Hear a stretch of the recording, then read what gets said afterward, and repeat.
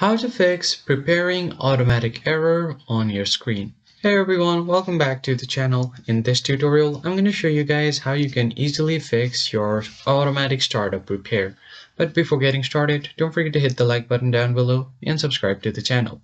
So the very first thing that you need to do is go ahead and click on advanced option. So if your screen has been on loop, you will get an option something like this on a blue screen. So once you tap on advanced option, you'll just have to head over to troubleshoot, and then from here you just head over to advanced option again. Now the first thing you can try to do is go to startup repair, and it will fix any problems that keeps Windows from loading. So you can just try to do that, and your screen will run on this diagnosing PC. But if that still does not fix the problem, then you'll just have to head over to advanced options and then head over to continue again and troubleshoot. Now on your troubleshoot, you head over to advanced option once again and go ahead and open up your command prompt.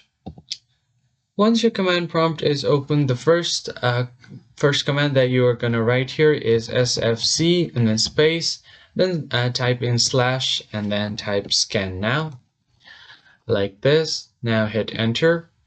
And you'll have to make sure that your command prompt is running on administrator. So once you open up your command prompt on administrator, you just want to type in this command sfc then space and then slash scan now.